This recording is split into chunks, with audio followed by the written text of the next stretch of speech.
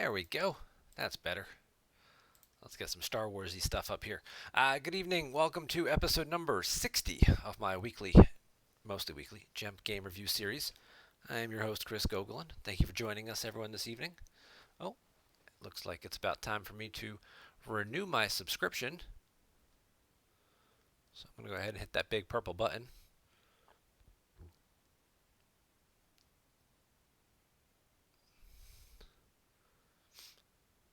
And bam.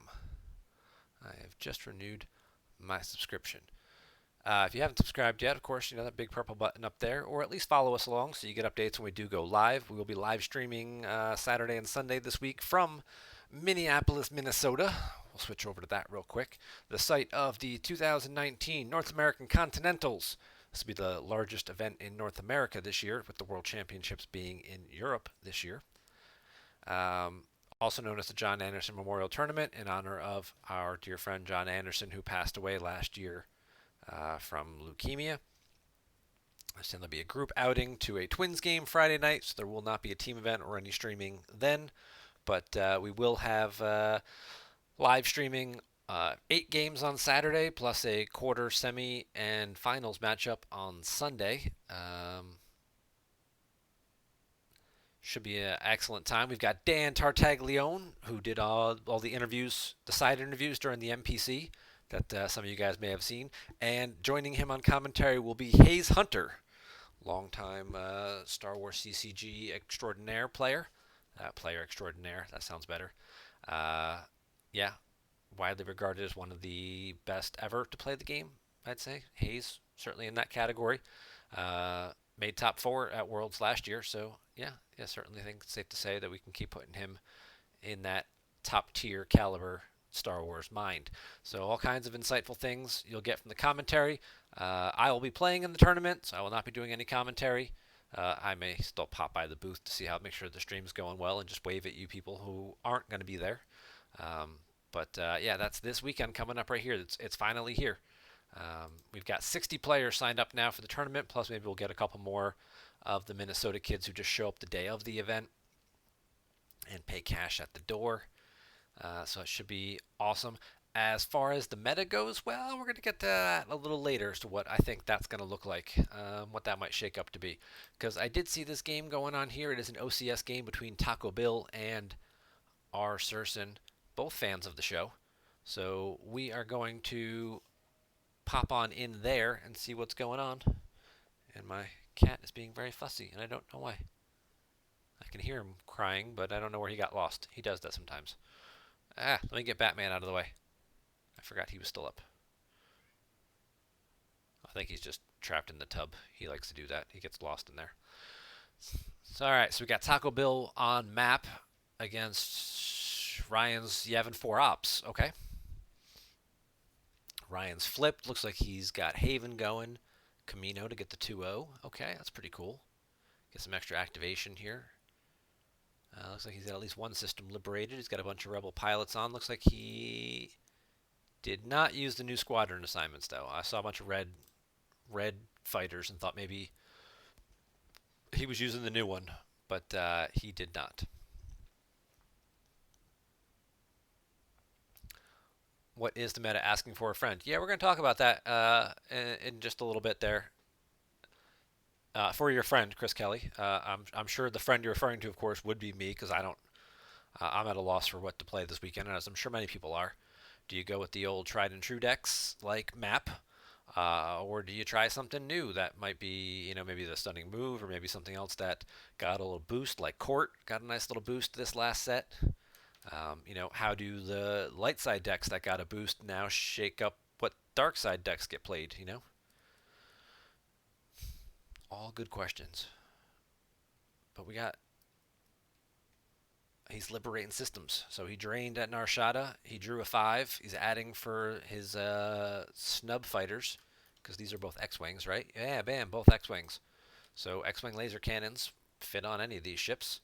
He'll liberate and stack another system, which adds one more to the drain, but resistance is out up here, so the drain is still capped at 2. 3 battlegrounds are occupied. You look at what Taco Bill's got set up. He's got two battlegrounds here, a third one there, no space, so he is paying to drain with battle plan out. But I mean, this is a drain of 2, this is a drain of 2, and then he's got 2 blaster ping from You'll Be Dead as well. So for 6 force, he can do 6 damage a turn. Meanwhile, in space, looking at about the same. This is capped at 2. Yavin is a drain of 2 now, with that out, and Camino would be a drain of 2 also. So again, yeah, the same 6 force loss, although he does have to pay 9 to do that. If Bill wanted to pay the extra 3, he could get an extra drain of 1 over here to increase his damage output by 1 more. Luke is not retrieving because map is flipped and on the 7th side, and even though it should, because this is BB-8, I believe GEMP is bugged right now and is not picking up this ship as a BB-8 persona. I saw the bug report about that. So Luke should be able to retrieve because the objective says unless BB-8 on table, opponent's force retrieval is canceled. So he should be able to retrieve, but I believe that is bugged right now, and that is not working properly. Yeah, Sader saying it's still bugged. Yeah, I had seen a report about that this morning, so I'm sure they'll get that in the next update in a couple days. Let's go full screen on this for a little bit. And then, of course, you can stack cards with map as well and still play them. Let's see who the resistance agent that he chose is. He chose Ray. Okay. And then, is there... Serson's got some cards out. He's got Wackling out of play. And Red Squadron 1. Not sure how Red Squadron 1 got out of play. Wackling makes sense. Obviously, he would have popped that. But how did the ship go out of play? Maybe he's got some goofy shenanigans?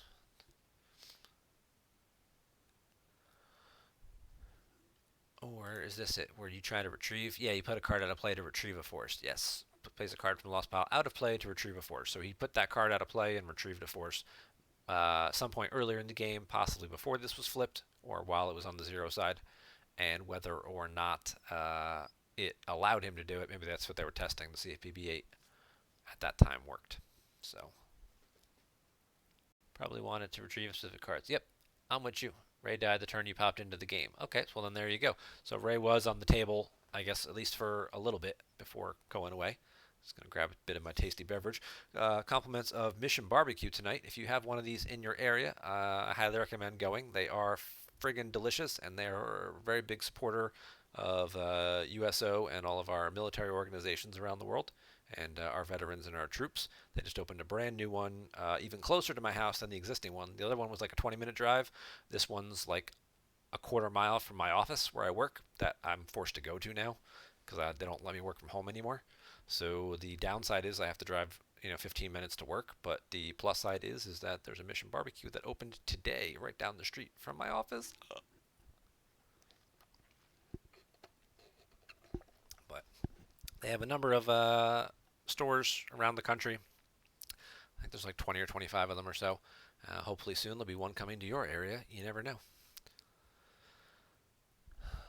He got the finalizer out, but PV and the shuttle took off, so now Bill will no longer have to pay for his drains, and he adds 2 more damage. I assume at some point some of these ships will probably migrate in front of him, but just not having to pay to drain for a turn could certainly be helpful.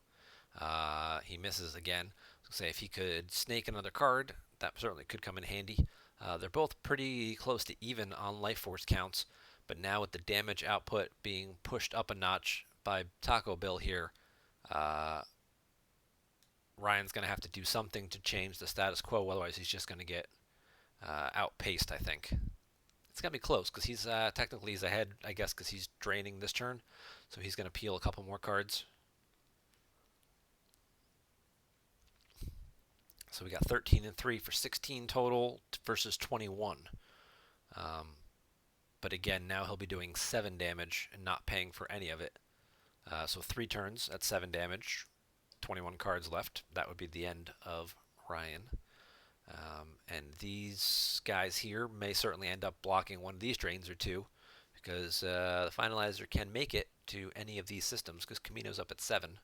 And that seems like a pretty safe one to go to with the finalizer. Go park in front of Red Leader here. What's he really going to do? He's not going to shoot you with an X-Wing cannon. Power pivot would be his best move if he had the cannon and the power pivot in this 4-card hand. Um, but even then, you dock the shuttle and you just throw the shuttle away because you're not really getting outpowered by much. You just throw the shuttle away for forfeit and don't let it get shot down.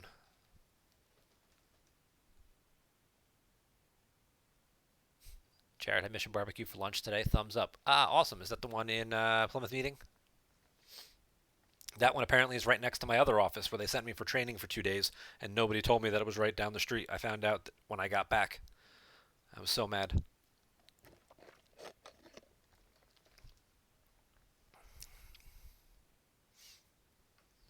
Trying to get a sponsorship. Absolutely. Um, but no, I believe in promoting good organizations. You do good things for people, and you have good food at a reasonable price. Why would I not want to talk about you? You know, service is great. People are very friendly and helpful. They came around to my table like 4 times to see if I was enjoying my food or if they could get me a refill on my drink or anything. That's the kind of place I like to go. And it's not even like a sit down, like you order at the counter, and then they give you a tray with your food on it, and you go sit at a table. And if those people are going to come around and keep asking me if I need anything, that's the kind of place I'll go to all the day. It's better than going to one of those other fast food type chains where you can barely get in what you want in the order before somebody's already giving you a dismissive look or rolling their eyes or spilling your fries all over the floor. The place. Solo on the ground now. Using his once per game lost pile text might save him some force or something, or get him a key interrupt back. We do have the ship with the X-Wing cannon and Poe now over here, so we got 2 Destiny. It's a hit from the lost pile to cancel a drain of 2. Okay, so that was the move there. He plays a card from hand, costing him 1 force to negate a drain of 2, so he does save a card there, which could certainly make the difference down the end. We'll get the 2 ping here from the blaster. And then it's going to come down to what do we got going on here. Obviously, he doesn't want to get drained here because that's going to liberate another system, and he's going to take another card away as well, even if the drain is capped. Lateral damage, that's always a good one. On the BB-8 with Poe on it. That'll cut his power down considerably. He does not have any force saved, so he would not be using the X-Wing cannon to make the ship immediately lost. So now he's got a 10 power difference here. And the finalizer's immune to less than 10 now because of Peavy's text working with Poe. He does get 2 Battle Destiny, though. If he has a command or the ability to play a command, which he stacked from there, to limit him to 1, and it's not been grabbed yet, so that seems like a good move.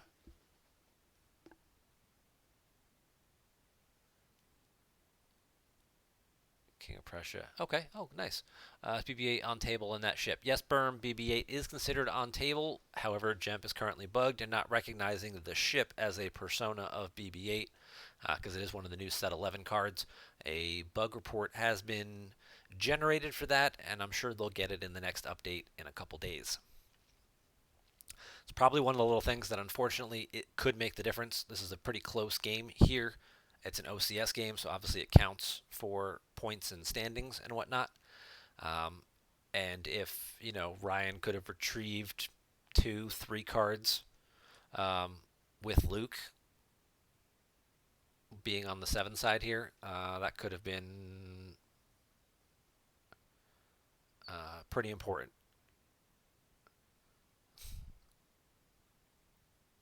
And he just gave him a card back also. That I'm not sure about. I like this move is interesting, splitting up. I don't know. I almost would have rather seen him battle. Like he played the lateral damage, but then didn't battle. So it's like, what's kind of the point of this? I guess he's trying to force him to split up, obviously, these ships and try and cover extra systems. Or at least if he does move over, he won't be able to shoot down the shuttle. But by moving the shuttle, over and canceling Haven because of Yavin Force text. If Haven canceled, place it in your used pile. This is also a new set 11 card. He just gave his opponent back one extra force, which could give him enough to pay for a second drain or something this turn. That could end up making the difference down the stretch.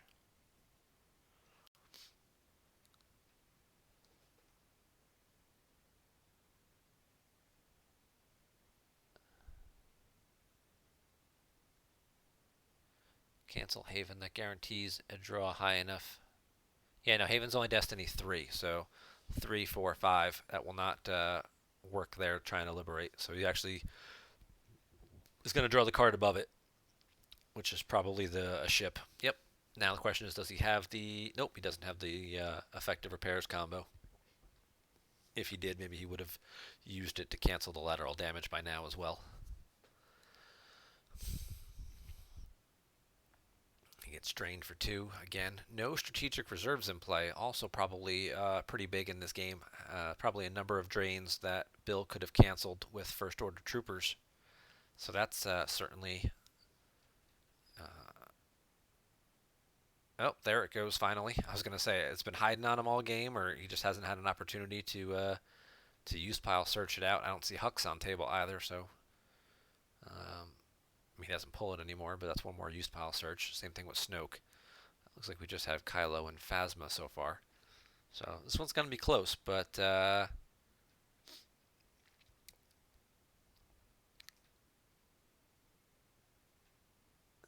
he's just going to shuffle some people around. Like Red Leader... Oh, Luke moves all the way over there. Okay. Who's this? That's Wedge piloting Red Squadron 4. Okay.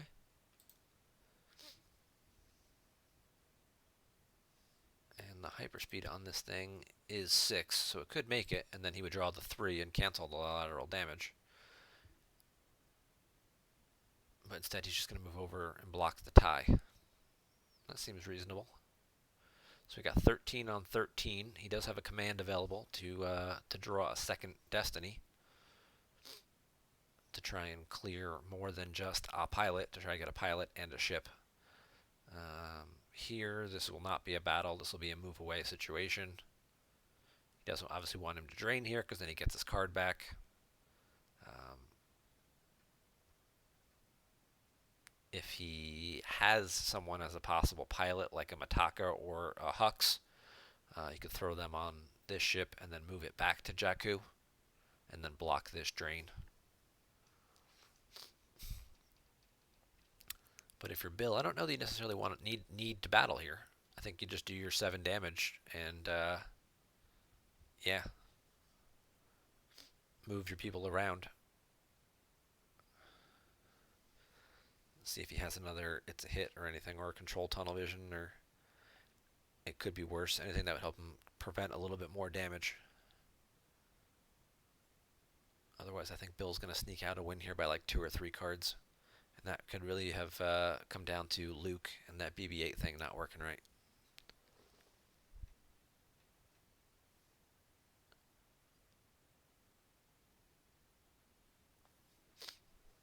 Why this wedge?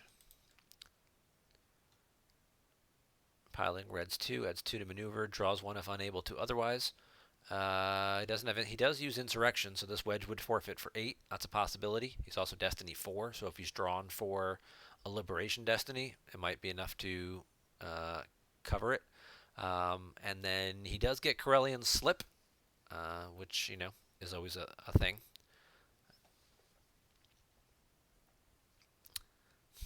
Not the typical wedge we see. Normally you'd think in a Red Squadron deck like this, Wedge Red Squadron Leader would be the natural fit, canceling Destinies and whatnot. And I'd be inclined to agree with that.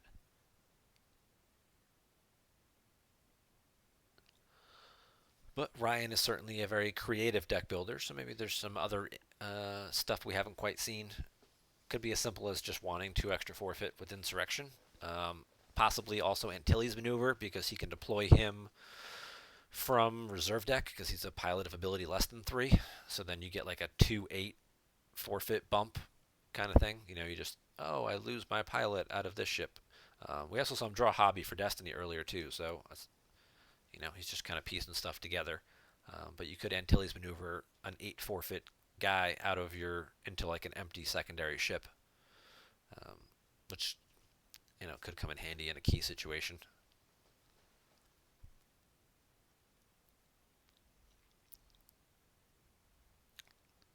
Yeah, I'll have to look up and see exactly what the text is on Corellian Slip V after this game. We'll pull that up in a second. Oh, he's got Zuckuss. Would you look at that? But doesn't have enough force left to battle or do anything with. Curious. He moves the shuttle back to Jakku to block that. I thought he would have slid the shuttle over here. Yeah, it doesn't need to battle here. He just needs to block a drain for one more turn.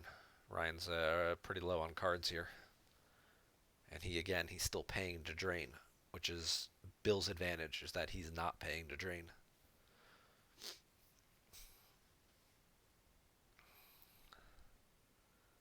Don't know what those two cards are Ryan's clutching and holding on to.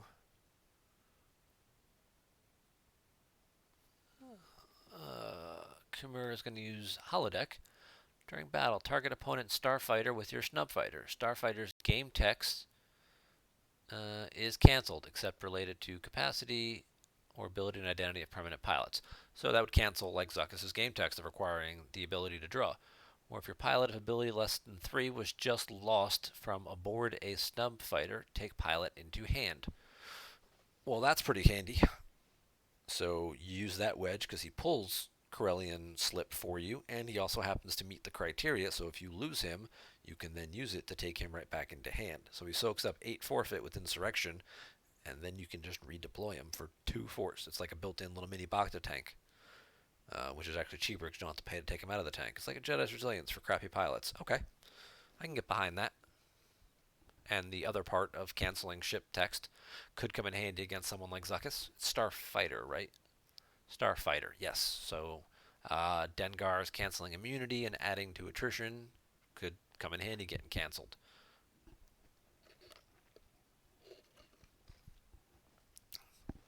Or just canceling immunity of something. Canceling Baron's text, so that way it makes them have to pay 3 to shoot you.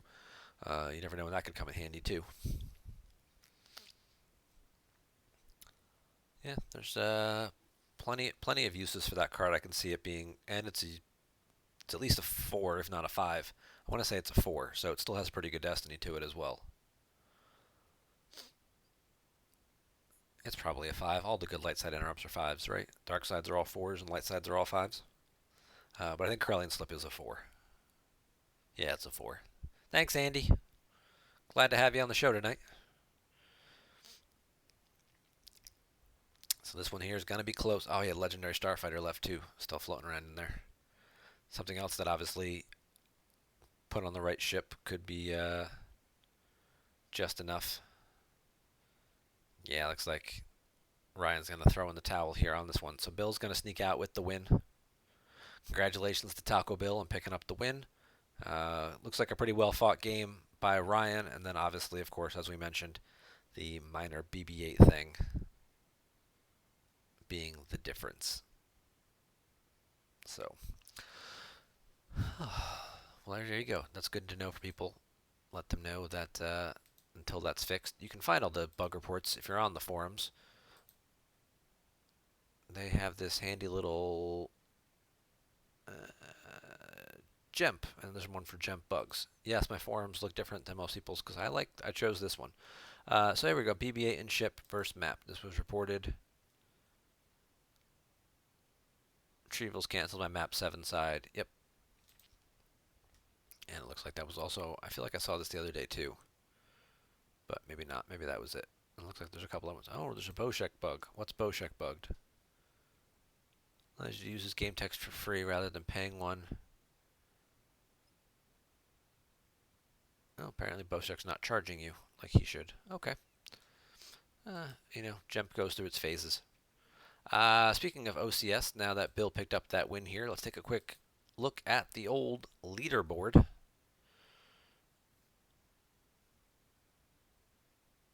Ryan's right there. Picks with the loss that's going to drop him. He already qualified earlier in the year, but I know he was trying to, still keep his point total high for a better draft pick, and possibly, get in there and create that at-large bid possibility.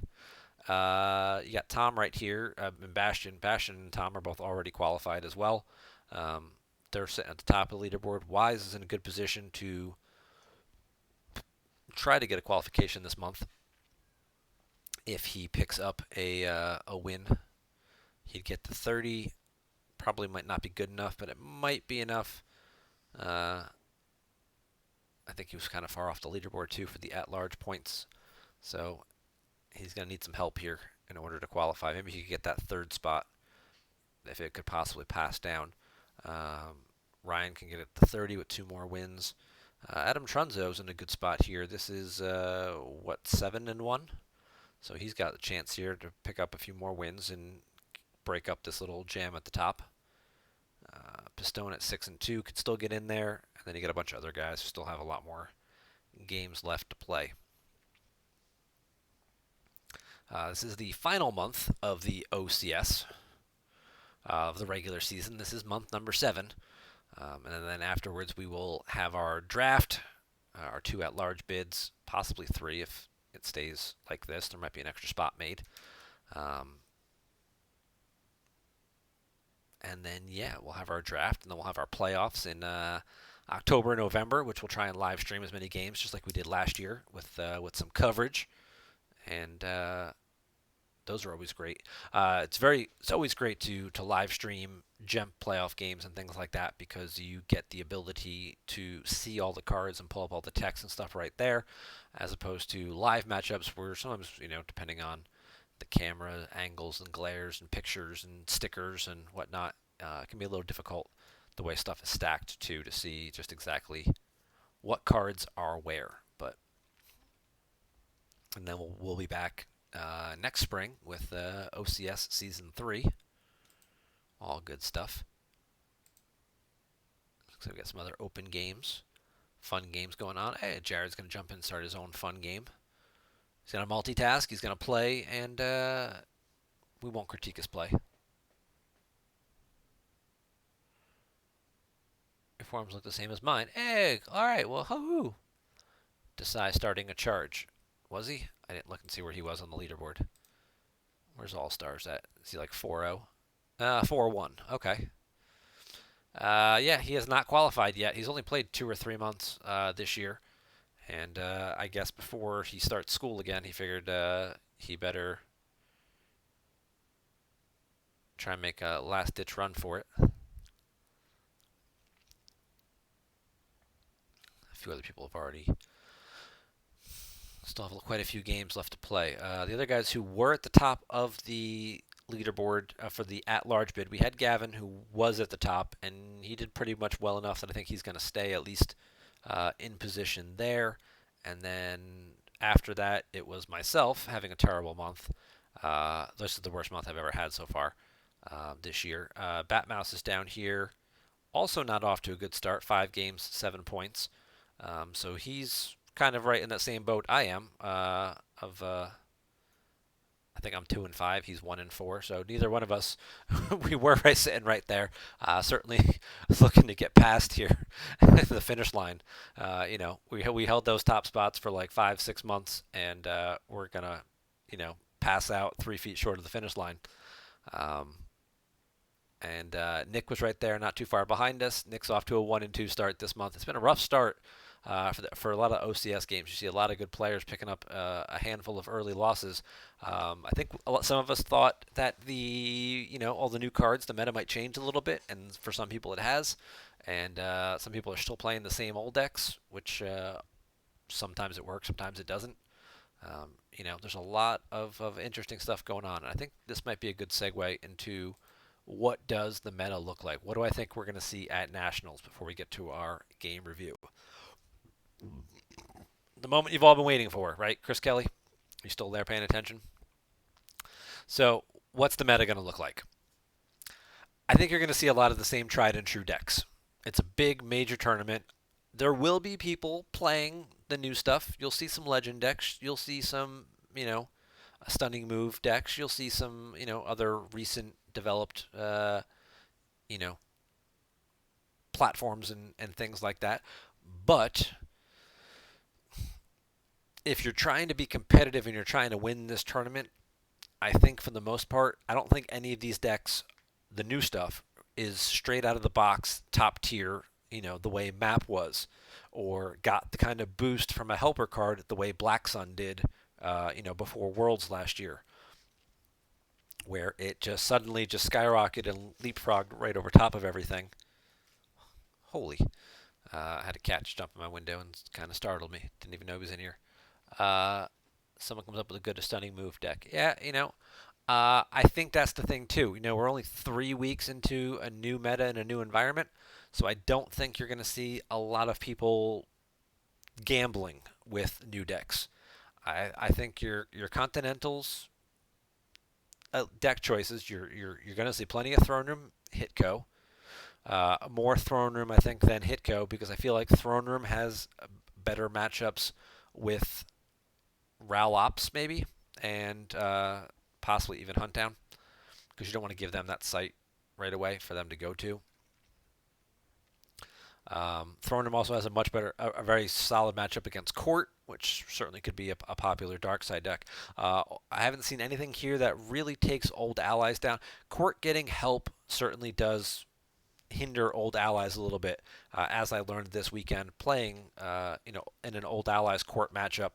Uh, you know, between Lady Proxima getting you some cards and the new Twi'lek pulling people and some other of the new, just playing the old stuff, the old ships, the Stinger and Guri and all that kind of stuff, and Thrawn.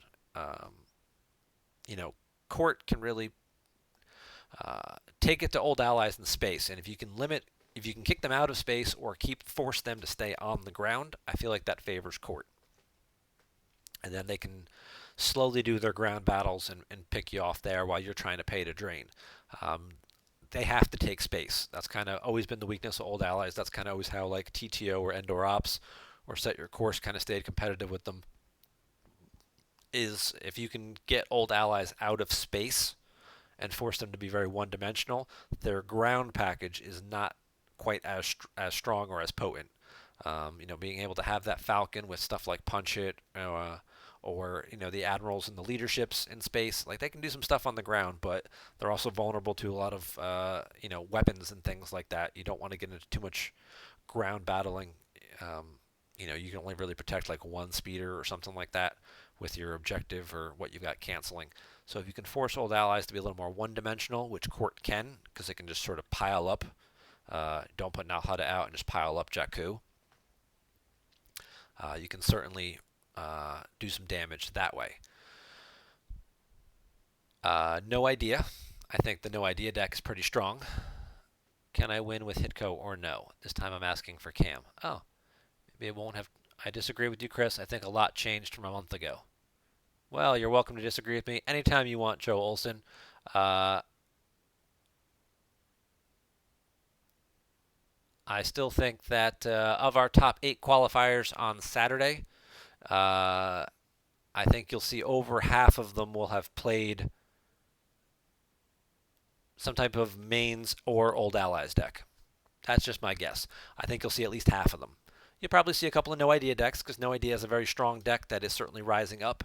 And I really do like the No Idea versus Map matchup. I feel like No Idea actually gets very strong in that matchup, between the front side being able to pull the Tantive and just go, you can go first turn Tantive to Starkiller base if you really want to. Slap a guy in it. They're not deploying the finalizer because they don't have enough force yet to do it, unless they save a couple. So you can really start taking the fight right to them and causing some damage, and then just pile a bunch of guys, and then between that and the Stardust and whatnot, you can probably do hold damage with Map for quite a while like that, and then being able to keep pulling ships and whatnot as necessary until you flip. Certainly gives that a strong matchup there. It's got a strong matchup against Huntdown, which I think is a dark side deck that's on the decline right now. It has the good matchup with our slightly favorable matchup against Throne Room Hitco, because it does more of what it wants to do, of mains damage on the ground. It has better character alignment and more paths to removal. They both have Sniper, sorry about the mess. They both have Clash, you are beaten. Crush cancels Clash, so that gives Darkseid the slight edge there. And then Dr. E and Force Lightning are two extra forms of removal that light side mains don't really have access to. I think the News Vader's Anger helps to curb the Padme problem, but it still doesn't do very well against old allies. It doesn't do very well against a solid no idea deck. Because again, if they can stay flipped, all their guys being defense value 5-ish, and they can cancel a weapon destiny, plus you throw a keep your eyes open or two, and then no idea can just sort of outpower, because they can generate a lot of power pretty quickly if they're with Stardust. So I think that's going to take Hunt down a notch. I think Darkseid in general kind of goes down a notch, because you just Map and Hunt down kind of went down, and Ral Ops kind of held serve a little bit there. I think Ral Ops is the top Darkseid deck, not surprisingly. I think we'll see quite a bit of that being played, and that could obviously influence what light side decks people choose, but I feel like there's enough light side decks that have decent chances of beating Ral Ops that that'll be fine there. But what else does Darkseid do? I mean, you've got, like we just said, that Court gets a little bit of a bump up, Hunt down comes down. Maybe you see something like Black Sun work its way back in, especially if people want to start doing the new Luke deck, where the people put Luke out of play. There is a site that stops the damage when Luke's out of play. I've been looking at a lot of the legend lists, and nobody's using it. So I guess people just assume Black Sun's not really that popular. Why am I going to waste a deck slot on a 1-0 site that only thing it does is really cap damage against Black Sun? But that could be a thing that lets Black Sun sneak back into the meta for one tournament. Stunning Move isn't really quite there yet. And then maybe Watto gets a bump up now. Maybe it's Watto's time to make a move. Again, not a great matchup with Throne Room, but could certainly hold up against some of the other decks. You could see the random other stuff, the Senates, the Set Your Courses, the CCT decks could certainly be good. Luke going out of play certainly takes Bring Him Before Me down. There's a whole topic right now as to how Bring Him Before Me is basically kind of dead now, because with Legend coming up and being more popular, that takes away the shield, and then Luke goes out of play, so then they do no damage, and then you have to win the game through other means. It's not really a deck that's ever really done much in terms of force draining, so you're really just relying on being able to battle them to death. The Skuld version might be the only way to do that, but even then, that's pretty easy to, once you know it's coming, it's kind of easy to kind of work around. So yeah, so it's kind of just a big kerfuffle for Darkseid decks, which I think is going to default a lot of people to just playing Ral Ops. And if they get kind of pigeonholed into that, well then that, if you have 60 people and 25 of them are playing Ral Ops, because that's just the only deck that they feel like has, strong matchups, maybe, or possibly entanglements. Those decks, they play kind of similar. They play similar card and character packages, but they do play a little differently. And entanglements certainly could be a deck that sneaks back up a notch or two. Now that they're Son of a Void, I know Emil just used it at the the European Championships, and had good success with it. Kind of caught people by surprise, and everyone was kind of wondering why he was using that instead of Ral Ops. And you'd have to ask him.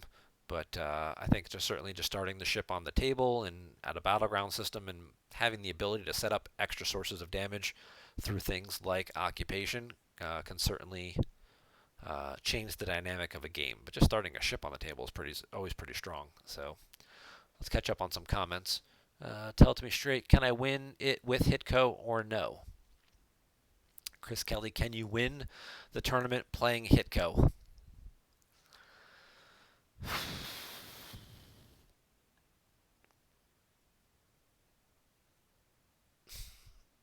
Does your Hitco beat Ral Ops? I guess that would be the question. Because if you feel confident in your Hitco or your ability to outplay Ral Ops with Hitco, then yes, Chris Kelly, I think your Hitco can win the tournament. I think the most new sets, someone is sitting on something and will be surprised, seems to happen every new set. Yeah, there's always people, they play test offline, they play test, in their groups or over, they move over to Hollow Table, um, just try and keep things private and whatnot to test out some new tech, or their theory crafting through emails and chats and stuff like that. So yeah, I'm sure we'll have some good stuff. ISB is another deck that I think could certainly have a bit of a boost, um, and possibly see a little bit more play, whether it's the leader version with the field promotions and all that shenanigans, or just the more solid, stable version. I think ISB is a deck. Um, Unfortunately, times out a lot. That might be a downside to it, but if you're trying to go for some timed wins, that could be a deck because it doesn't really take a lot of damage. It does put a lot of cards on the table, but then it has the ability to sort of mitigate that damage throughout the game. Um, but ISB is a deck that we could see a little bit more play.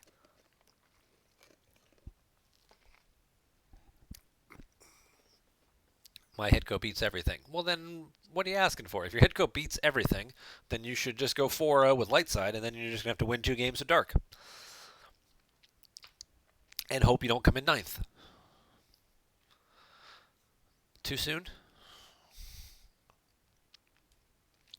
So.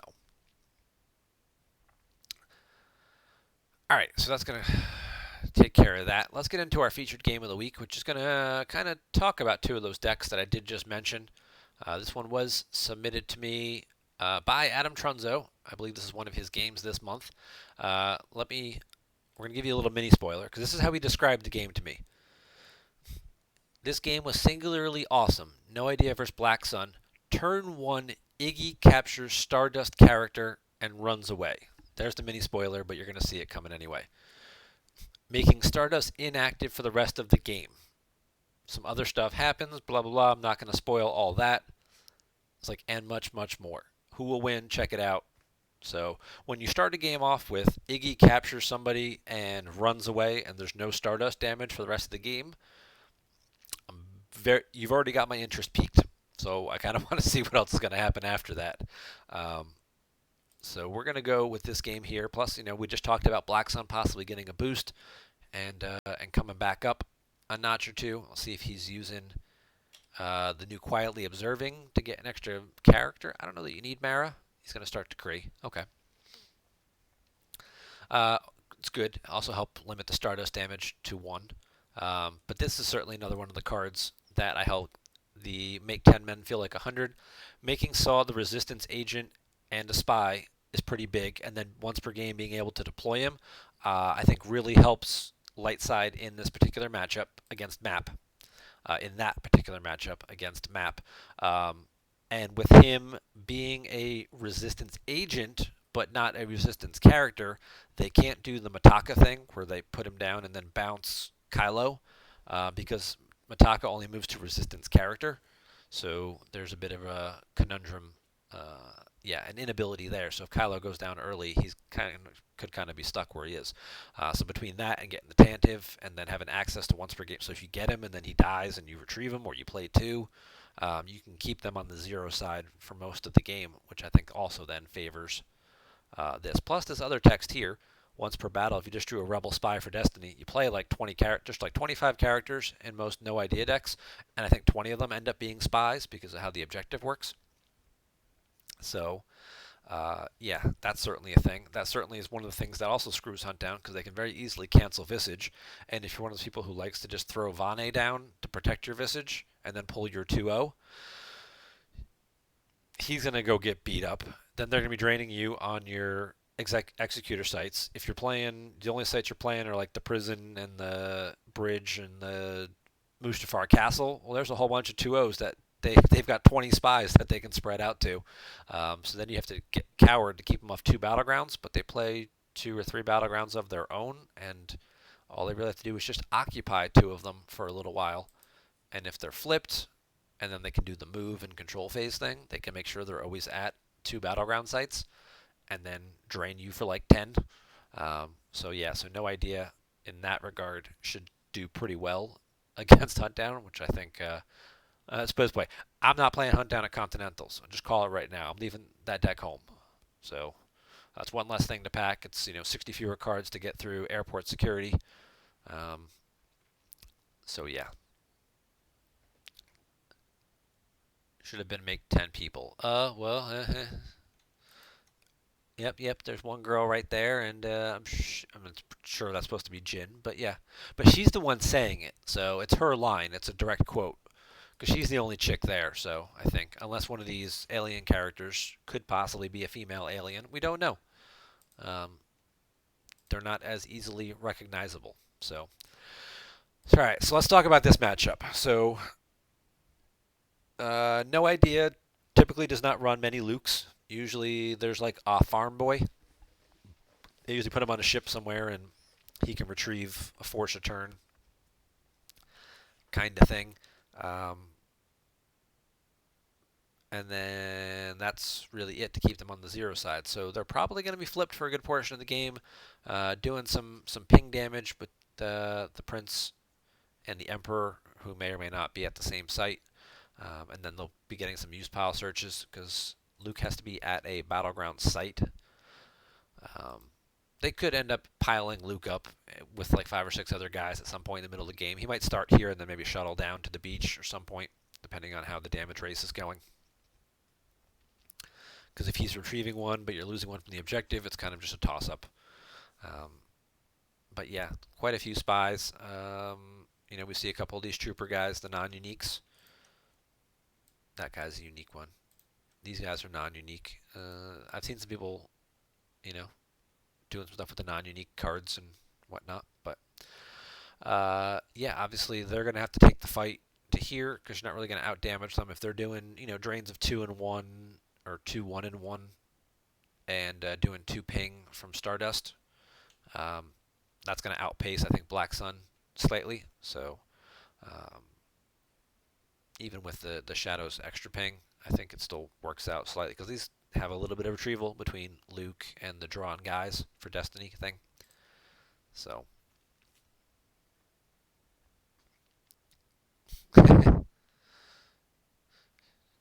nah, Bill, we're good. I'm not playing Hunt Down again. I actually want to try and win more than win a few games this upcoming weekend. I'll regret it, I'm sure, because I'll end up playing, like 4 throne rooms for my dark side games and be like, I could beat that with Hunt Down.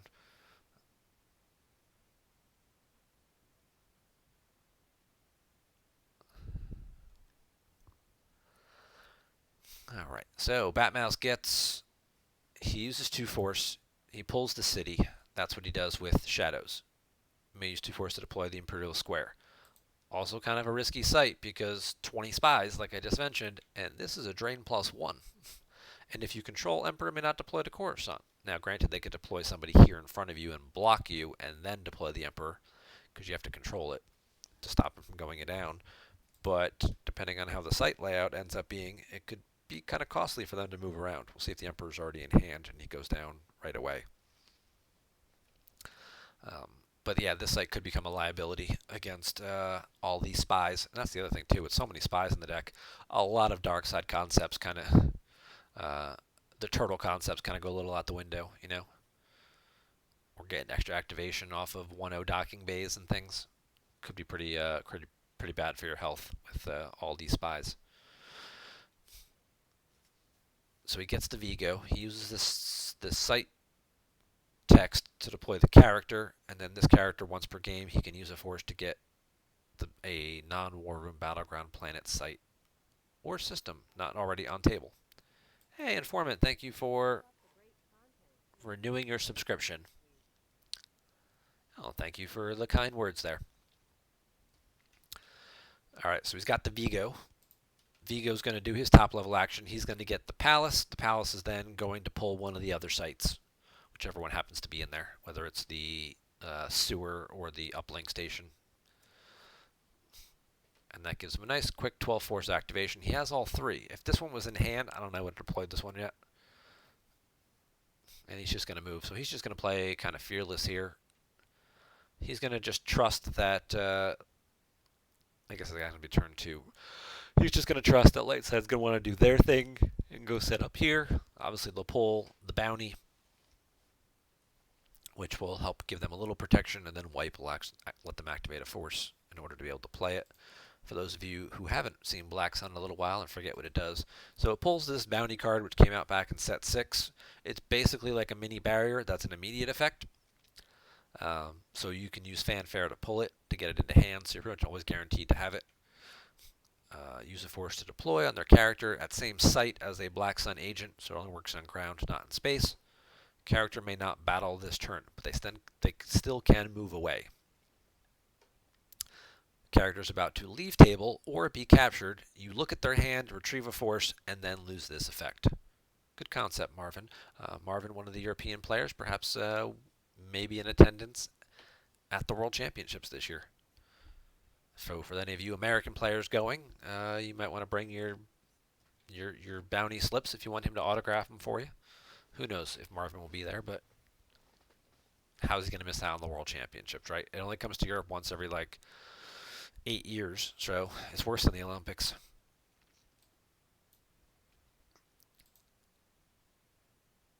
And then he'll activate the force with wipe because he occupies the battleground site. Adam's going to go looking for a docking bay and misses. So he's got one in hand, and the other one must be active, whether he's playing the other 1-0 or the Scarif 1-1 docking bay.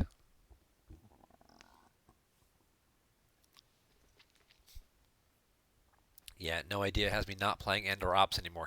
Yeah, that would be another thing. The people like Endor Ops really like to try and set up the bunker and do your thing there. Now, I will say there is one card who does shut down this deck pretty badly, and that's Effantmon.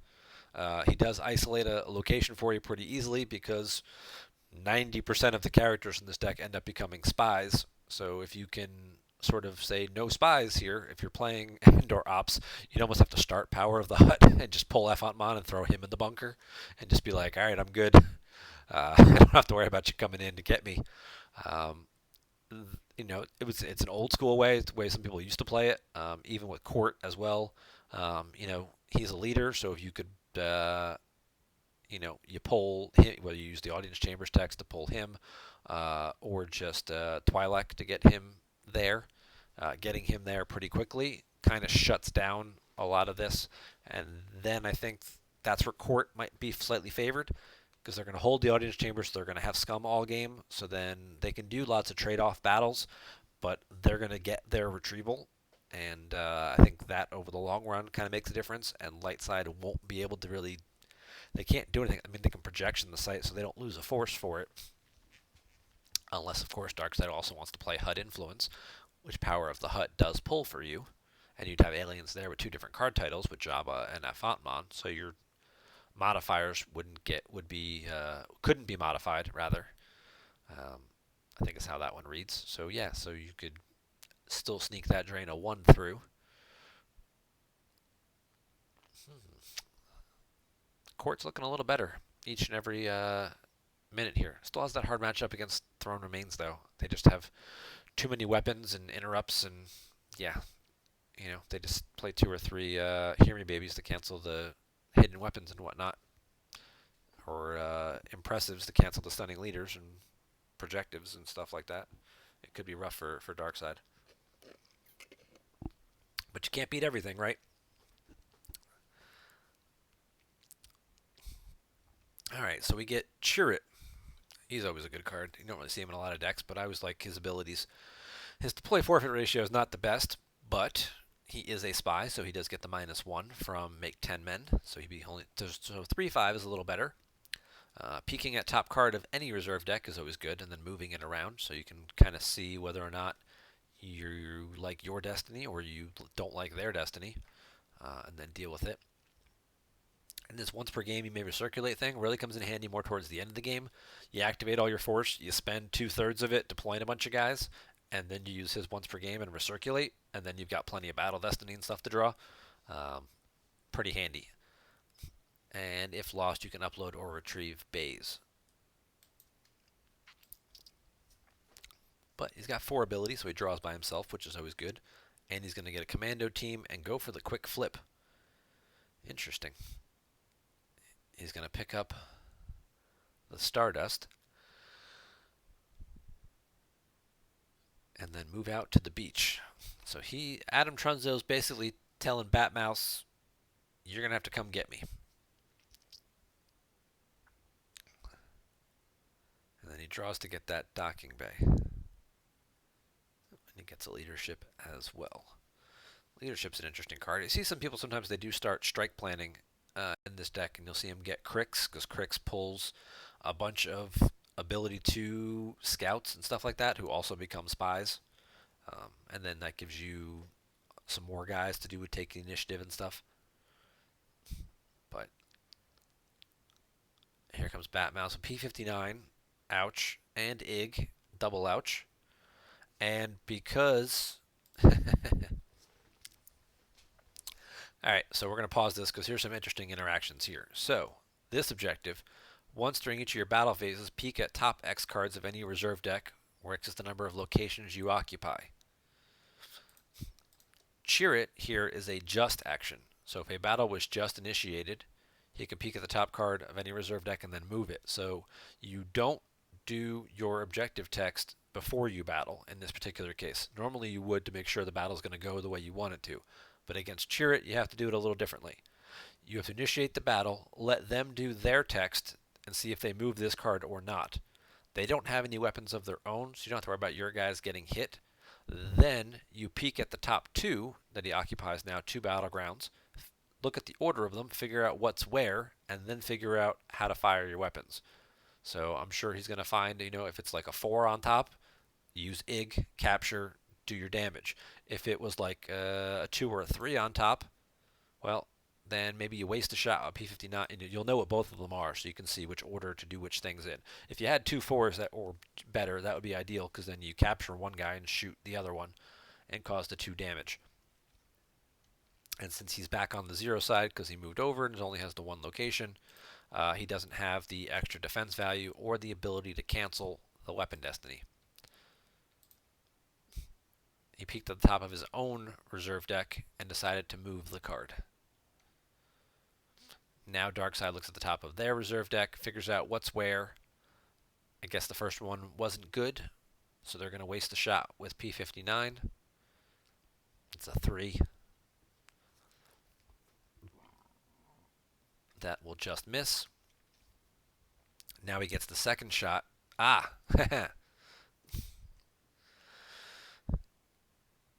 Again, tricky part here.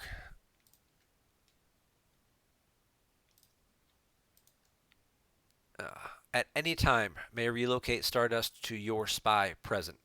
Once he fired with P59 and wasted that shot, I'm almost going to assume that the second one is going to hit, and what Adam should have done is move Stardust to the commando team. Because if you assume Ig is going to hit, what's the worst thing that can happen here? Is that he captures Cheer It and you don't get to draw Battle Destiny. If you put it on this guy and this guy gets captured, because he's armor 4 and Ig is defense value, so either way he still has to draw the same destiny to capture. You lose 8 power, which is bad, but at least you get a battle destiny, so you're taking one of their guys with you, possibly Ig, who just captured the guy, and then you get your guy back.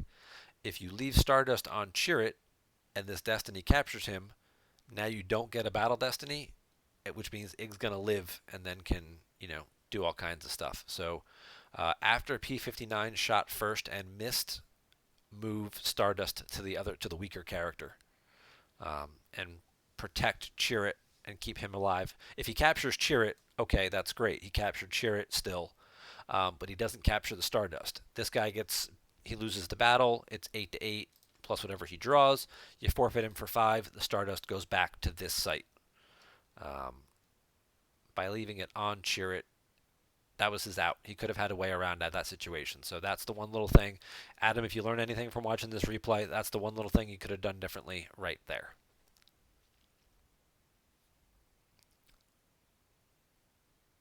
Most of them do not become spies, but still work with taking the initiative. Okay, well, yeah, they all still pile up quite a bit.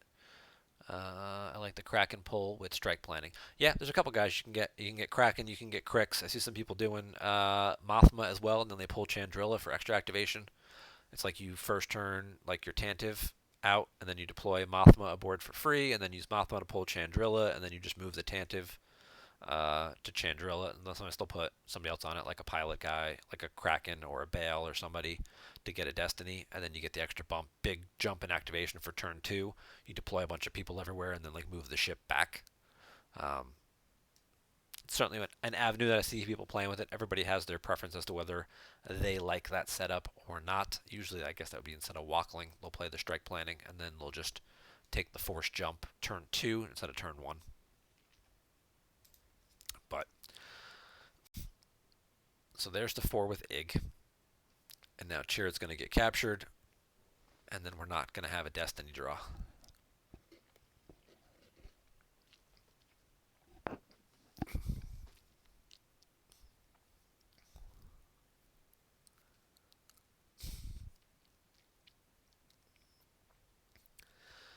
The Commando team will cover, so there's no battle damage, there's no extra overflow. So he's not peeling cards.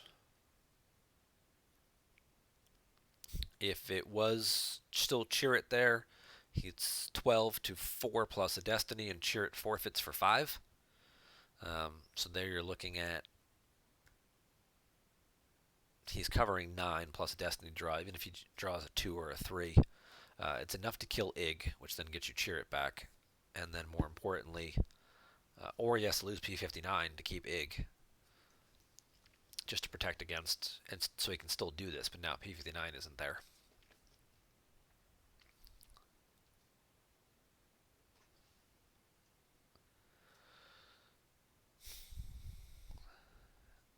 He's going to send the Rebel Trooper reinforcements one turn too late to go try and beat up on P59.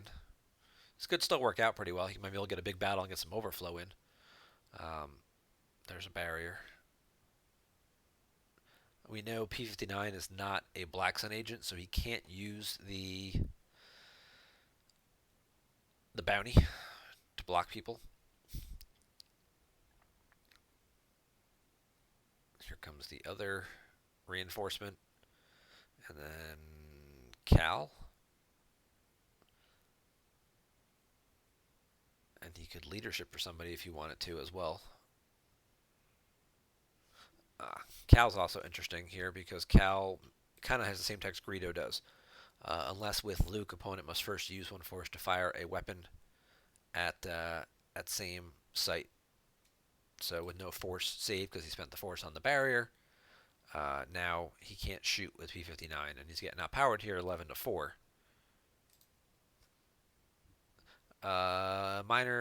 Minor misplay here. So Hera got battled. Usually that's a good time, especially in a deck like this where you're going to occupy space and ground.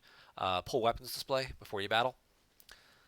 That'll cause 2 force loss when Hera gets excluded, and possibly later in the game you'll get some extra retrieval off of it as well, which could come in handy. But with a deck like this where they do have several barriers and bounties and things like that, there's a good likelihood a couple of times during the game people are going to get excluded from a battle. Weapons display is a very strong shield that should be out on the table. Yeah, P59 can't shoot because there's no force available. So we'll get a Destiny draw. Luckily, it's still 4. It's pretty strong. It would have been a second Destiny if he hadn't barriered Hera. Plus, he'd have more power. More power. Oh. Oh. Just when he needs it, he draws an Emperor. There's probably 5 of them in the deck, so, I mean, but still, 5 out of 33 is 1 out of 6 chance, right? So that's what, 16.67%, give or take.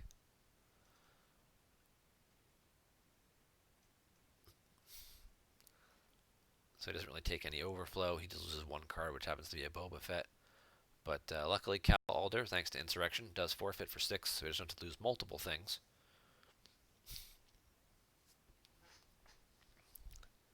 Batmouse will pay to drain. And and then cause 1 direct damage from the objective.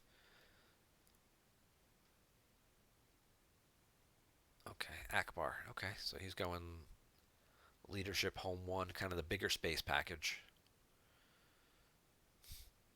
That's the beauty of the front side of this objective.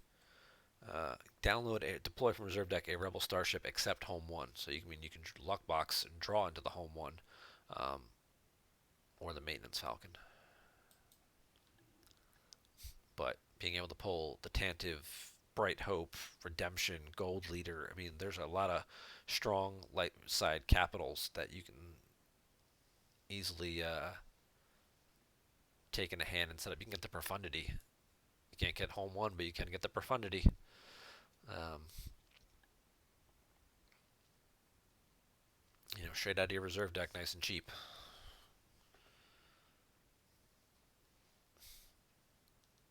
There you go, Tantive, Bright Hope. He's going to grab the Tantive.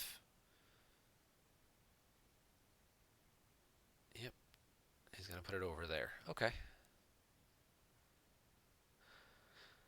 Batmouse does have a 16 card hand.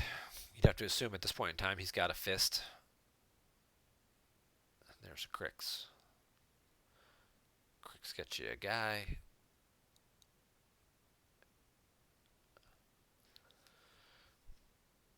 Shuttle Hera up.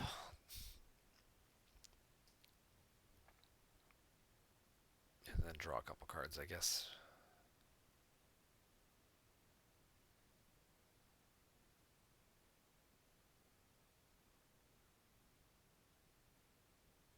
Yep. Now he's no longer paying to drain, and this would be a case where weapons display could possibly retrieve you a force if he deploys over here and doesn't battle. You could get a force retrieval. Oh, and there goes Luke off the top. Throw Walkling out of play. Oh, that would have been a good time to put Walkling out of play to retrieve Luke, because you're probably going to need him at some point to keep Black Sun on the 0 side. It's certainly possible that they could be a Jedi Lever 2 in the deck, that they'll just have to use the old-fashioned way to get Luke back.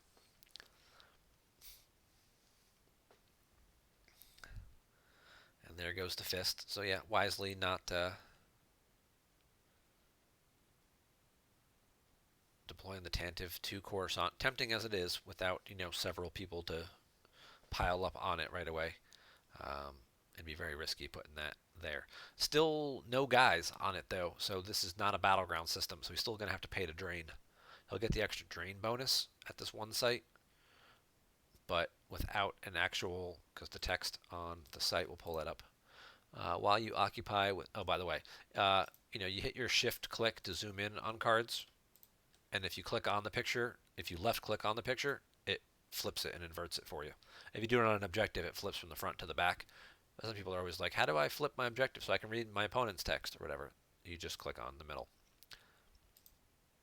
So they have to occupy with a Black Sun agent or ISB agent, and to make it a battleground where it gets an extra icon on both sides. So this by itself, this is still a 2-0 system. This is still a non-battleground. So he will still have to pay to drain. Whereas light side over here is not.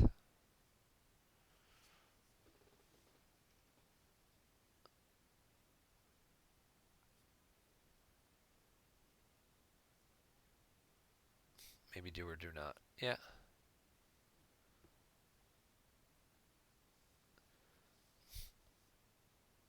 Yeah, I mean, it's certainly possible.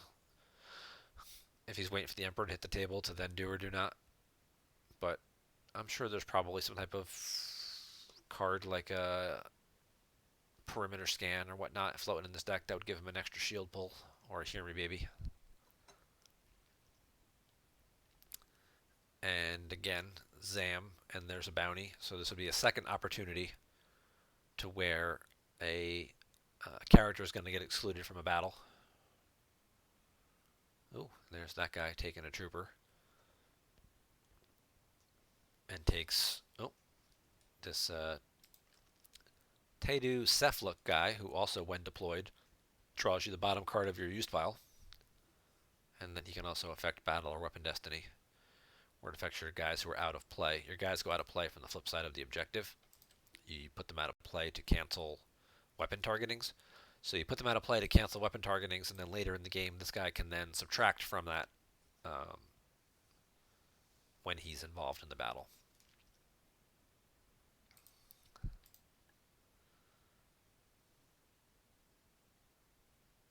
So he goes there. He draws the bottom card. Oh, there's the Jedi Lev. Okay.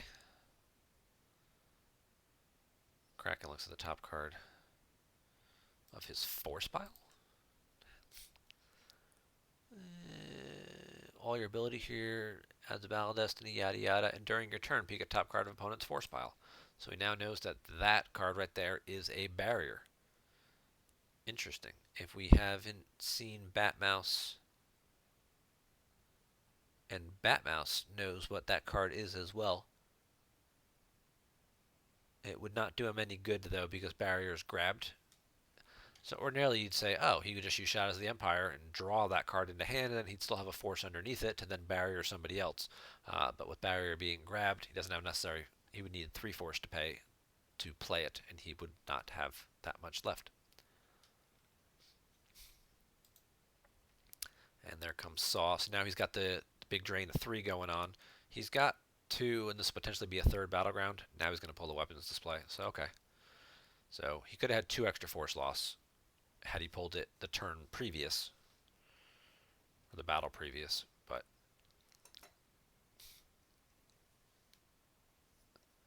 yeah, he decreases it down to 1. That's true.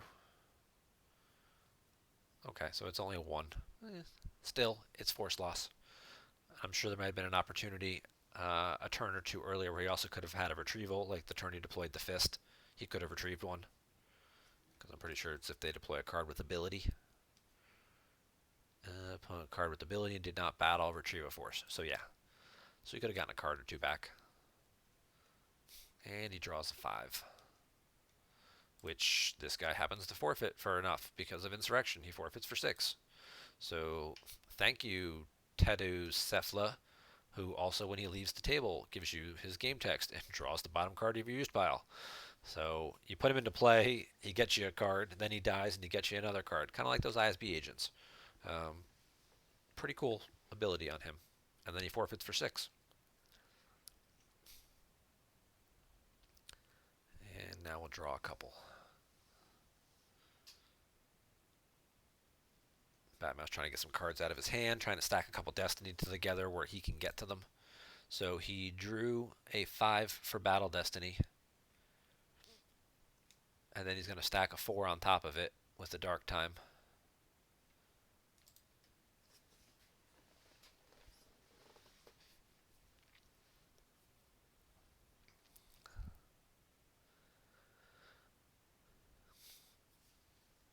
And if he knows what this card is, because he peeked, when he plays it to grab it now, assuming that's still the barrier, then he knows he's got 4, 4, 5. He can activate exactly 15. So now he knows what these cards are. He's put a couple of good Destiny together in a row. That's how you track, folks. You get to a point where you know what you can activate. Bam, he activates all 15. Now he knows what these cards on the top of his deck are, because those are the cards he just put back the turn before by playing used interrupts and drawing battle destinies. And now he'll look at the cards in his force pile with the force push, and he goes and gets something pretty good. He's got blast door controls out, so barriers are going to be no use. Knowing what his destinies are, he knows he can hit these guys. Question, please hold. While this light up, your spies are defense value +2, so that's everywhere. So these are 4s on top. He can hit Kraken. He can cancel it, but he can shoot again because he's got 4, 4, 5. Yeah, Leia's defense value 5 because of this. Actually, it's only your spy. Is Kraken not considered a spy?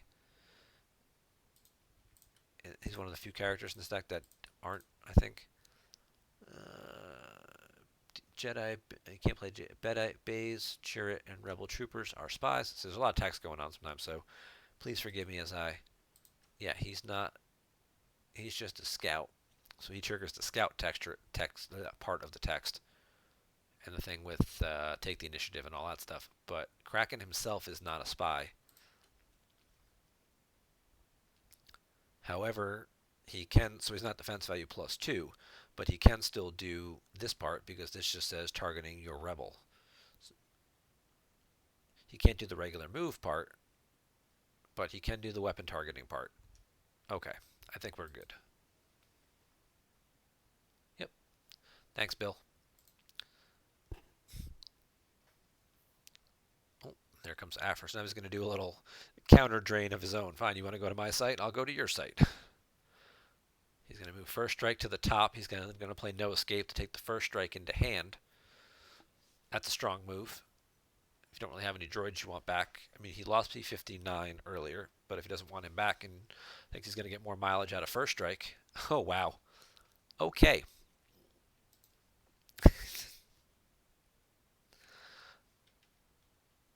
Maybe now we know why he was saving that shield pull.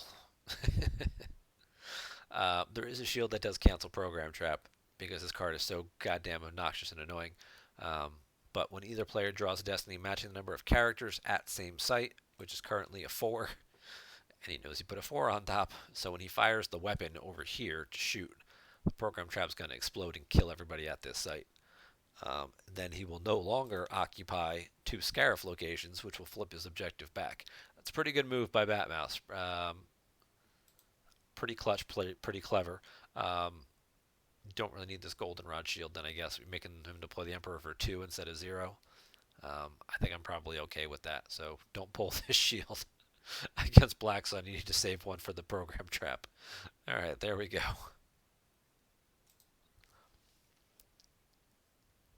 This is going to sting a little bit, plus because you guys don't have any force to play for any interrupts. Not that there's any really here he would want, other than possibly Hujix. You never know, you might draw someone and need to retrieve with the Jedi Lev, but we're taking a hand with the Jedi Lev.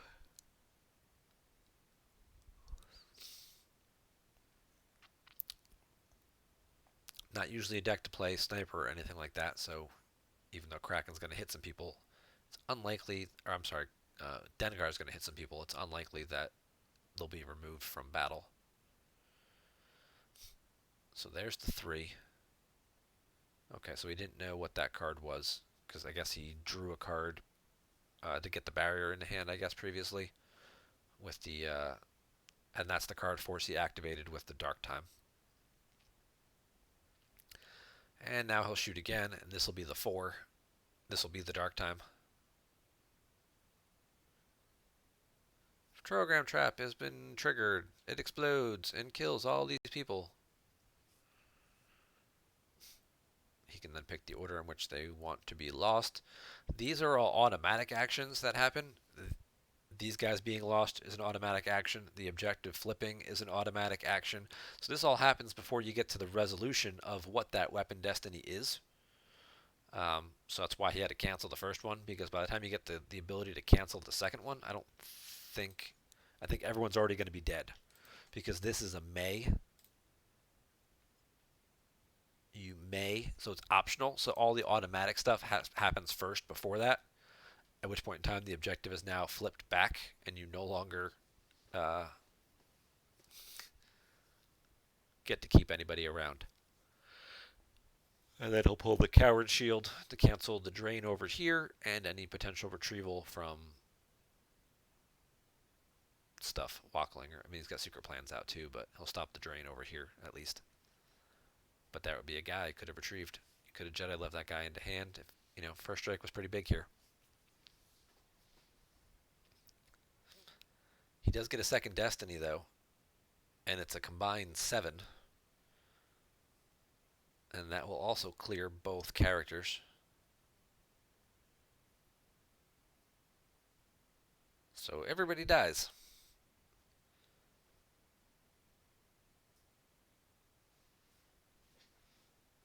And the dark side gets to retrieve a force.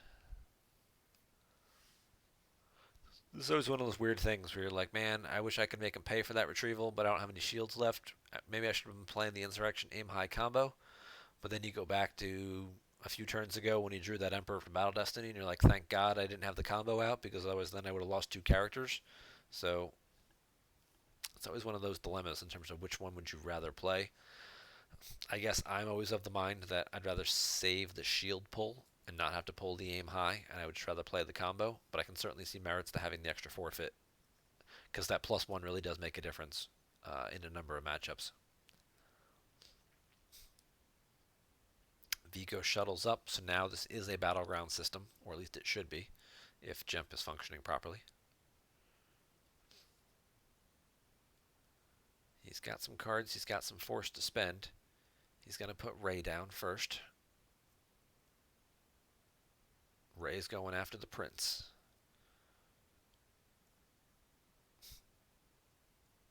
Oh, he plays 2 Lukes. She's going to draw the bottom card as well. Okay.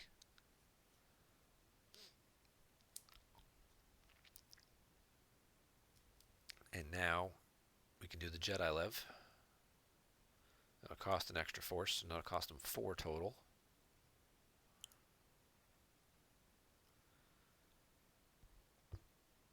Gets Kraken.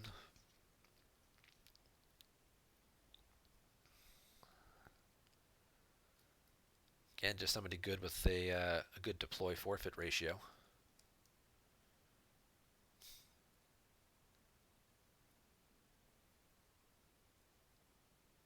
Kraken does still cost 3, but... And he's not adding anything either. He is a general, though, so he can leadership to add a destiny. No retrieval because he doesn't have any force left to spend, but he does cause 1 force loss. And then if he does play the leadership to add the battle destiny, which he's gonna, could get some overflow here on the Prince. More importantly, just killing him. A lot of dark side decks, they only run the 1, so when he leaves the table and he's gone, you know, that's it. This objective is going to stay on the 0 side for quite some time. 2 5s.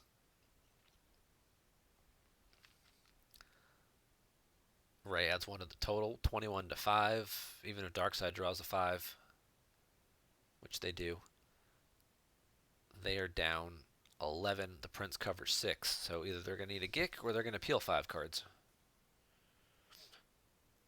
And they're just going to lose Kraken.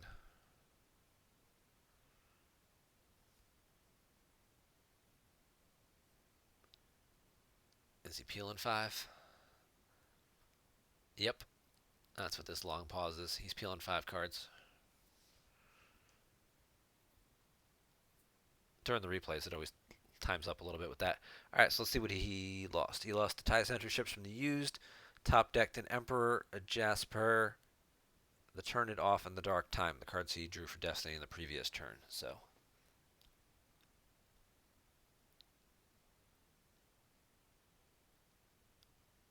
yep, leadership does work with Kraken, and that certainly was helpful there. And now Lightside has just sort of swung the game right back into their favor. They're both at 18 life force, but looking at some board position now, obviously having an extra 7th shield pull would be pretty helpful to negate this drain. He could have put the projection down to make this only a drain of 1, but at some points in the game, you almost rather your opponent wasting the force doing it. Like a drain of 1, they're probably not going to pay 3 to do. A drain of 2, they're probably going to spend the 3 force to do it, and you almost sometimes would rather have them spending the 3 force rather than drawing 3 more cards, especially when their hand is pretty small. So that's one of those things you kind of have to feel out your opponent and know whether or not you feel like they would do it. Now, with him having a site and a system, and he's not going to be paying to drain, unless you find a way to get rid of Cad Bane. Maybe he'll draw a card with Ray and get somebody good, but nope, that's not the case. Now you'd probably put the projection out.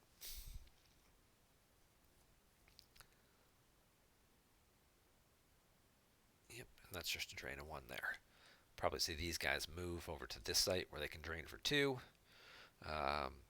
Need something to get rid of U3PO. Usually it's a... what is this? He's an agent and a spy, but it doesn't necessarily... yeah, it makes him a spy. Usually it's double agent. That's a nice Destiny 6 card. But whether or not they have that available... Oh, he's just going to use the first aid combo in the move phase to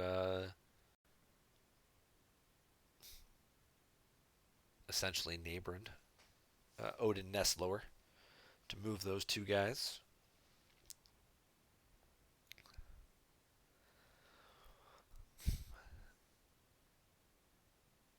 Over to that site in front of Ig, which will flip him to the 7 side. It would be quite. Oh, could you? Before I start talking about this, let's just go back and take a look at Odin Nestler. Uh, Move phase, target any or all of your characters at one site to transport to an exterior or battleground site. So you can go to any exterior site, whether it's a battleground or not. So you could move to this site per se, or any other battleground. So you can move like to the sewer because it's interior, but it is a battleground, so he could still move there. So he could go to these locations or these over here. He could not go here because this would be very tempting. Obviously, you move here in front of Afra and she can't go anywhere. Um, yeah, and then she kind of like she can suicide herself with the first strike, but she's kind of getting outpowered.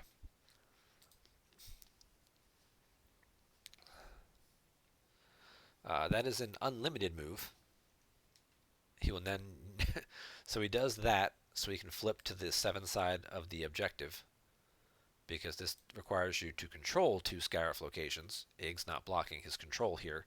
The flip side here to stay on the 7 side requires you to just occupy 2 Scarif locations. So that's why he moved over here, flipped, and then paid the extra force to walk those guys out.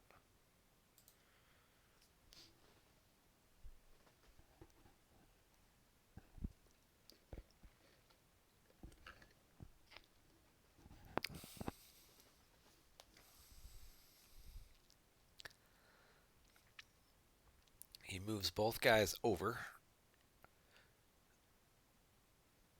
and Hera shuttles down. Surprised we didn't see Batmouse move his U-3PO. I don't know if that was a mistake.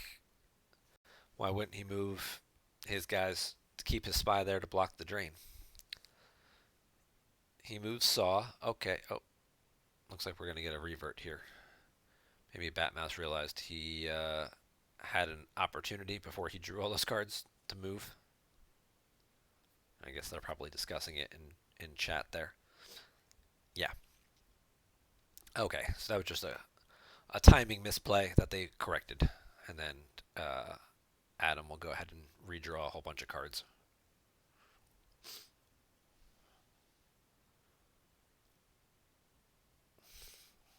And now that the prince has been killed, now it's very likely if Luke survives this battle, we'll see Luke shuttle up to the Tantive so he can start retrieving a force return.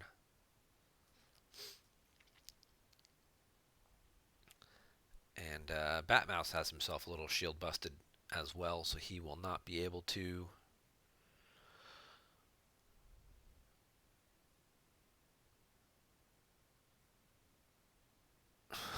he's going to deploy the troopers as reinforcements. He's going to deploy the troopers as a react, which is going to get canceled. Oh. All right, so here's what we were looking at. And I'm not sure how much I like this move, but it's clever. We'll give him that. All right, so they can deploy as a react to a site. So he gets drained here. Excuse me. Hang on.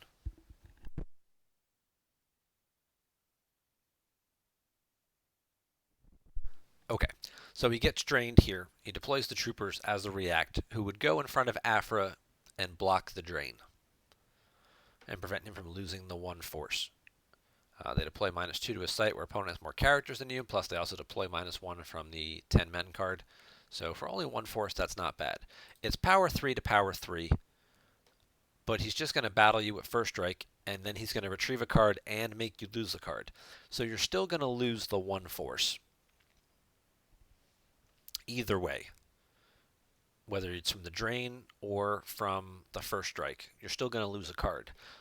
You let your opponent retrieve a force, though, with first strike if you do that. And there's the possibility of one of these 2 cards is another character in his hand. He deploys the character.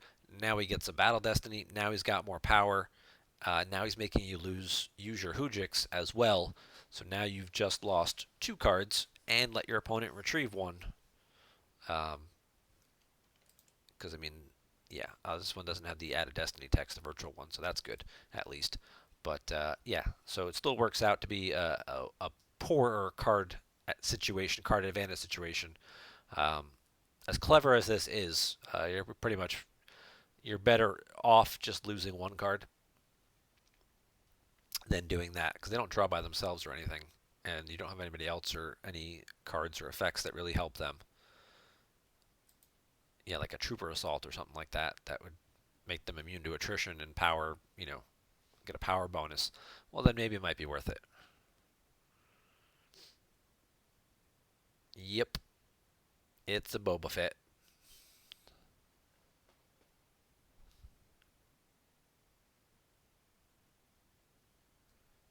You commit your opponent to battling, even if he just battles, even if he just pays 1 to battle. Uh, you know, that's not really that big of a deal. This situation, obviously, the Boba Fett thing, this is much more important. Um, it's still, you're forcing your opponent to do something that they're okay with doing. He still has 5 force left. He's got plenty of opportunity to still battle in both spots, and pay to retrieve in both spots. So I feel like that's still advantage dark side by deploying the react.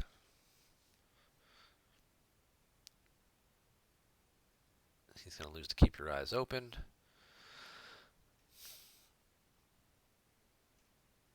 Yep. There's going to be at least 1 Emperor in there, if not 2. We haven't seen an Emperor really at all yet. Ooh, it's a Bosk.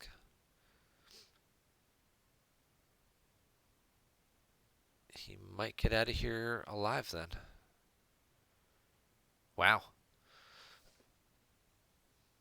Only 9 with those 3 destiny. Okay.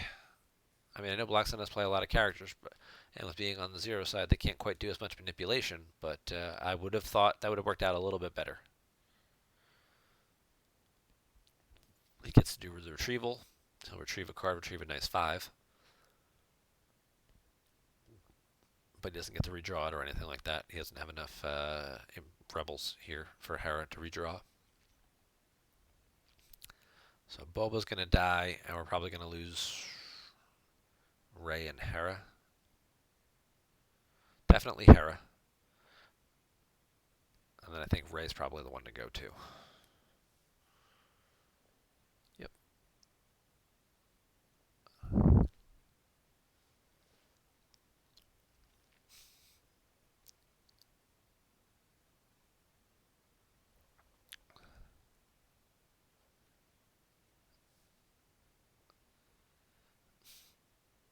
And these 2 guys switch.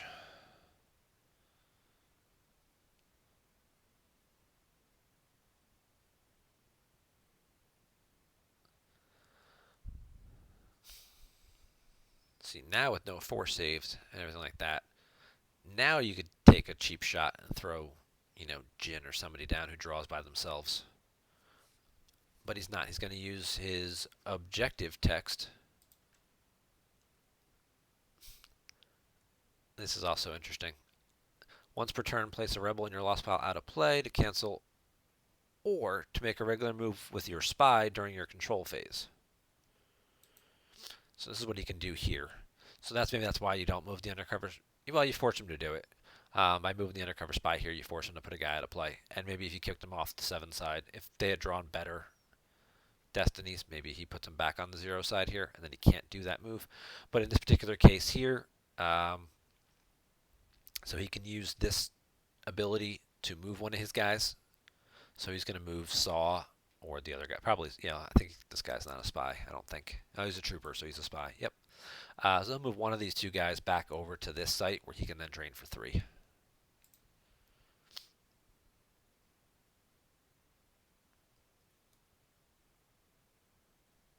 There you go. He moves 1 guy over. Bam, drain for 3. No resistance in play. Lose 3 cards. That's one of the big benefits of being on the 7 side. Being on the 0 side is great, being able to deploy everything early and whenever you want to, and then mid to late game being able to do this extra thing where you kind of spread out and then consolidate.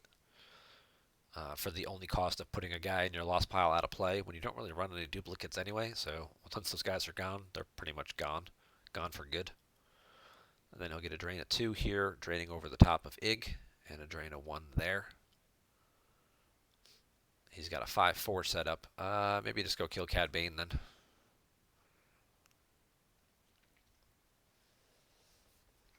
However you want to do it.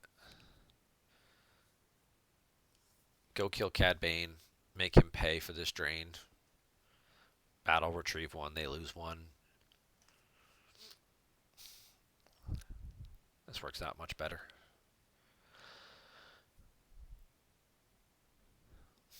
Pay 1 to retrieve 1, your opponent loses 1. And now he throws away the Gick. So he had the Gick, which you probably had to assume he had if he was going to leave her by himself for so long, by herself for so long.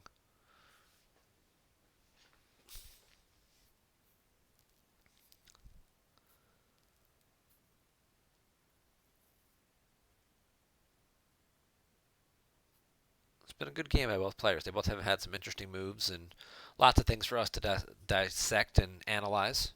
Hey, DJK, subscribing for month number 9. Woohoo! Thanks, Keith. The PC appreciates your support.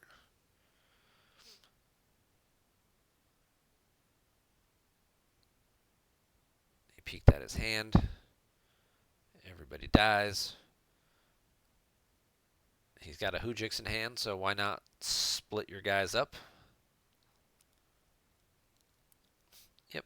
And then he moves you 3PO back to block that drain.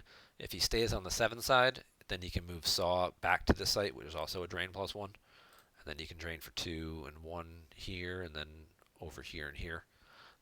So it looks like, and meanwhile, Darkseid has to pay to drain in both these spots because they don't occupy. There you go. Now they occupy. I think that might be a little too late, though. Because they also didn't do any damage this turn. And they're going to take 1, 2, 3, 4, 5. Plus firepower gets to kick in this turn. He gets to retrieve a card. And then he can Walkling a card back. So yeah, so it looks like Adam's going to pull ahead and win this game by about a dozen.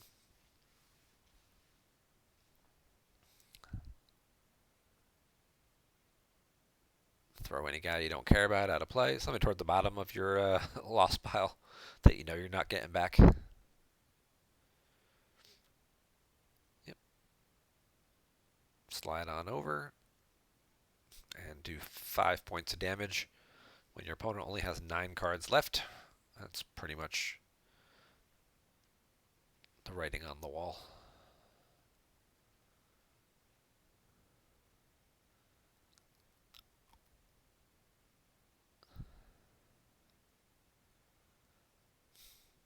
Not being able to find Zuck has certainly hurt as well.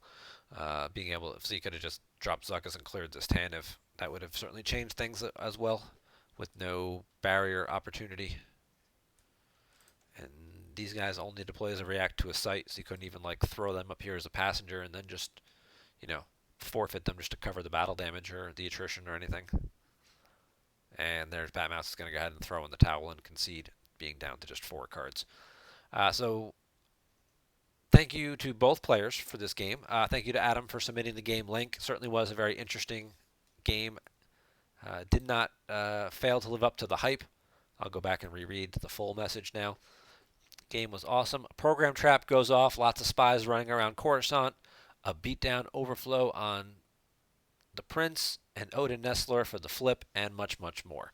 So certainly had all of those things and much, much more. And we appreciate the game link. Definitely getting to see some good strategic play, you know, with Afra choosing not to just retrieve a droid, but rather to move something to the top that he could then no escape back, getting the first strike. You know, the flip side text, being able to move around with the undercover spy. The Odin for the flip, and then moving back out. The program trap, the Ig capturing, the different interactions with weapons display, and all that stuff. So lots of good stuff going on here. And thank you to both players for that.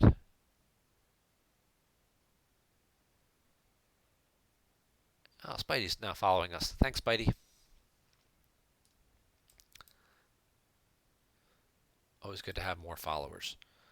Checking back the old GEMP lobby, we got Court versus Combat. Dorsch is playing Combat. There's a shocker. Um, Going against Wend. That'd probably be a very thematic Court deck. And then it looks like we've got a number of people waiting, including somebody looking to play a light side OCS game in the lobby. So if that, well, looks like they just ended that game. Dorsch threw in the towel, so I guess he heard me yelling at him and went, "Oh no, I'm found out. I'll have to give up." No. Um, well, congrats to Wend on winning that game with Court over Combat.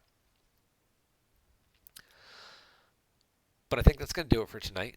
Like I said, be sure and tune in on Saturday to the PC channel. If you're following us, you'll get a little email alert to let you know when we do go live, so make sure you do that. Looks like we're up to 340 followers now. Awesome. Um, and then we will get a whole lot going on with our Continentals coverage. 8 games on Saturday. It is Central Standard Time because we are in Minnesota. I think we're starting around 10 a.m. local time. I'm not sure. Where's the event schedule? Saturday event starts at 10 a.m. So that's local time. So that's 11 on the East Coast, even in the afternoon in Europe. And it'll be 8 a.m. on the West Coast of America. So you can have your breakfast and watch some Star Wars on a great way to spend a Saturday. And then we'll be back again Sunday with more coverage of the top 8 finals as well. So yeah, hope to hear from all you guys tuning in for all that. And that's going to wrap up tonight's show. Thank you again very much for watching. We'll be back next week to talk about all the things that happened at Continentals and what we learned. I probably won't do an individual game review because I'll probably be too tired because I think my flight back home lands around midnight or so Sunday night, and then I have to work Monday. So because I did not have any extra time off because I started a new job, so I don't have any days off really yet. Just enough time to go. Um, so we'll keep the show a little shorter next Monday and really just talk about some of the recap, some of the different. I'm sure we'll have a deck breakdown. We might not have deck lists and stuff available yet, but at least we can talk about the different deck types and kind of things we saw and kind of what we saw on the stream, um, and go through some of that stuff. But that's going to do it for episode number 60. You guys take care, have a great week, and wish me luck because I am going to need it. Have a good one.